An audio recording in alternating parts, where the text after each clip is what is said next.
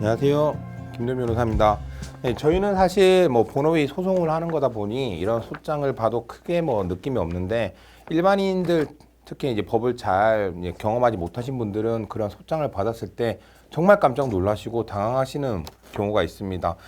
사실 결론부터 말씀드리면 이런 소장을 받았다고 해서 절대 놀라시거나 당황하실 필요가 없습니다. 사실 그 소장을 받았다고 해서 무조건 문제가 되는 것도 아니고요. 사실 그 소장이란 것 자체가 원고가 일방적인 주장을 하는 것이기 때문에 그런 소송에 따라서 대응을 잘 하시면은 오히려 원고의 주장을 기각시키고 이길 수 있는 방법도 있으니까요. 그런 해결책을 찾으시면 되니 너무 걱정하실 필요는 없습니다. 그래서 오늘은 소장을 처음 받았을 때 어떻게 해야 될지 궁금한 분들이 많으신 것 같아서 이러한 소장에 대한 얘기를 한번 해보려고 합니다.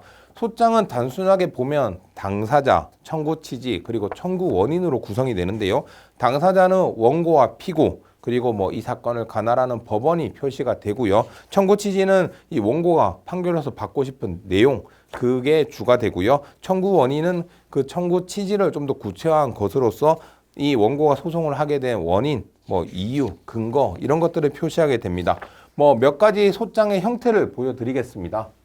첫 번째 보여드린 것은 임대차 보증금 반환 청구의 소입니다. 임대차 보증금 반환 청구의 소는 전세나 이런 임대차 계약이 끝났는데 이 임대차 보증금을 돌려받지 못했다, 이런 경우에 청구하는 거고요. 요즘 역전세나 깡통 전세로 인해서 사실 저희도 임대차 보증금 반환 청구해소를 많이 하는 편인데요. 이러한 임대차 보증금을 반환받기 위한 소송이니 당연히 이 청구 취지는 피고들은 원고로부터 인도받는 것과 동시에 각자 원고에게 이 임대차 보증금을 지급하라는 것이 들어가게 됩니다. 임대차 보증금 반환 청구해소의 특징은 인도받는 것과 동시에 이렇게 동시 이행이 들어간다는 거고요. 그리고 이 임대차 보증금을 돌려받지 못한 거에 대해서 지연 손해금이 발생하지 않는다는 겁니다. 이 지연 손해금은 보통의 소송에서는 12%, 연 12%가 붙게 되는데, 이 소송에서는 이 주거지, 이 주택에 원고가 살고 있기 때문에 그만큼 이익을 누린다는 의미에서 이 지연 손해금을 붙지는 않고요. 그래서 인도받은 것과 동시에 지급을 하게 되고, 만약에 그 전에 인도를 했다면 보증금 반환 청구를 하면서 플러스 지연 손해금을 받게 됩니다. 임대차 보증금 반환 청구는 이러한 특징을 가지게 되는 거고요. 부당이득 반환 청구의 소인데요. 부당이득 반환 청구의 소라고 되어 있지만 일반적인 금전 청구라고 보시면 됩니다. 부당이득뿐만이 아니라 손해배상이나 대여금, 기타 등등 금전을 청구하는 거고요. 이러한 소송의 특징은 금전을 특정해서 청구하는 건데, 그 이자가 정해져 있다면 대여금 같은 경우에는 이자가 정해질 수 있겠죠. 그러면 그 이자에 따른 그 대여금을 청구하시면 되고요. 그렇지 않다 하더라도 이 금원을 청구하고 연 12%의 각 비율에 의한 금원, 이 지연 손해금이 붙는다는 거, 그리고 가집행이 붙는다는 거, 이런 부분이 이제 특징이 될 수 있겠습니다. 네, 저희가 이제 많이 하는 소송 중에 하나인 유류분 반환 청구 소송인데요. 유류분 반환은 원칙적으로 원물 반환이 원칙입니다. 즉 부동산이 있는 경우에는 그 부동산의 지분에 대해서 유류분 반환 청구를 하게 되는데요. 그래서 처음 이제 청구를 하게 될 때는 부동산 중 3분의 1 지분, 이게 유류분에 대한 지분이고요. 유류분 반환 원인으로 한 소유권 이전 등기를 이행하라라는 청구 취지가 들어가게 됩니다. 다만 상대방이 이미 그 부동산을 처분했거나 혹은 근저당을 설정했거나 또는 이제 당사자가 합의가 돼서 가액으로 반환을 하게 되는 경우가 있는데요. 그런 경우에는 소송 중에 청구 취지 및 청구 원인 변경을 해서 이렇게 금액으로 반환을 하라. 이 3분의 1 지분이 결국 이렇게 금액으로 나오는 거고요. 이 금액은 소송 과정에서 감정 절차를 거쳐서 이 금액을 특정하게 됩니다. 그렇게 해서 이 금액을 청구하게 되고, 금액을 청구하게 되면 좀 전에 보신 것처럼 이런 경우에는 연 12% 비율에 의한 금원, 즉 지연 손해금을 받을 수가 있게 되는 거죠. 다음은 상속재산 분할인데요.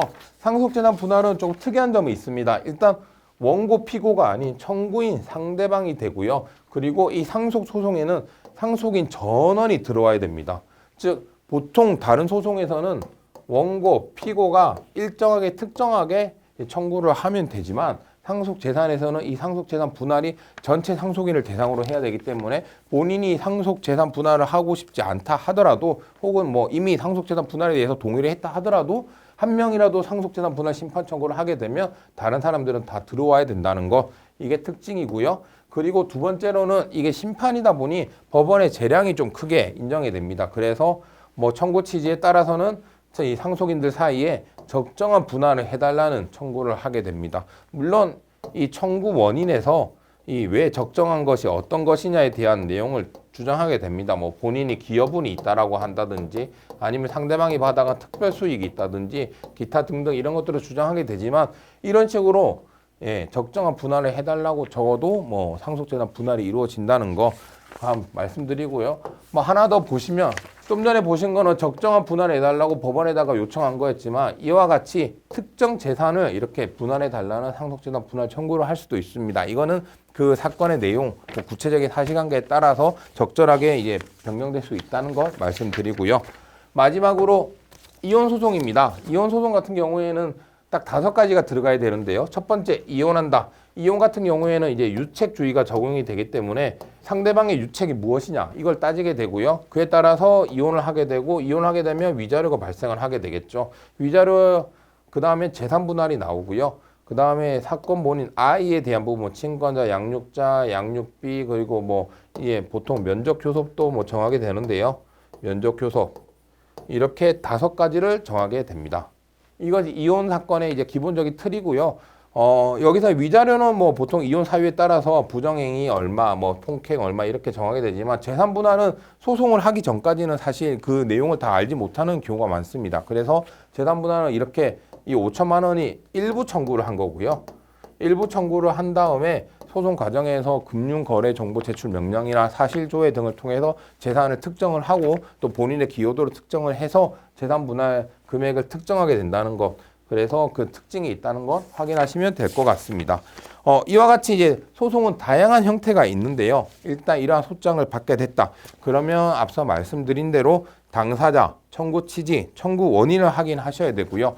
당사자 부분은 원고가 과연 나에게 소송을 걸 수 있는 사람이냐, 나에게 소송을 하는 게 맞느냐, 혹은 다른 사람에게 해야 되는 거 아니냐, 이런 부분을 확인을 하시는 거고요. 청구 취지는 이제 원고가 청구하는 금액이 맞느냐, 내용이 맞느냐, 뭐 소유권 이전 등기를 해달라는데 이전 등기 하는 게 맞느냐, 이혼을 하는데 내가 잘못한 게 아닌데 오히려 상대방이 잘못했는데 이혼 청구를 너가 하는 게 맞느냐, 이런 것들을 따지게 되고요. 그거를 조금 더 이제 구체화시킨 게 청구 원인이 될 것입니다. 그래서 이러한 내용들을 다 살펴보시고요. 보통 이제 소장을 받고 오시는 분들은 대부분이 다 비슷한 얘기를 하십니다. 원고가 청구하는 게 너무 말이 안 된다. 이거 진짜 거짓말이다. 오히려 내가 더 억울하다. 내가 할 말이 많다. 보통 그렇게 오시는데, 물론 이제 그런 경우에는 원고의 청구에 대해서 또박또박 이제 증거를 갖추어서 거기에 대해 반박을 하시면 되고요. 그렇게 해서 소송에서 원고 청구를 기각시킨 다음에 소송 비용까지 원고에게 청구를 하시면 되니까 너무 걱정하지 마시고, 만약 이러한 소장을 받게 되셨다. 그리고 이제 소송에 대응을 하셔야 된다. 그러면은 이제 저희 법률사무소 율쌤으로 오시면은 저희가 소장 내용을 보고 거기에 따른 가장 적합한, 그리고 꼭 소송에서 이길 수 있는 방법을 마련해 드릴 테니 걱정 마시고 저희 법률사무소 율쌤으로 오시면 되겠습니다. 이상 김도민 변호사였습니다.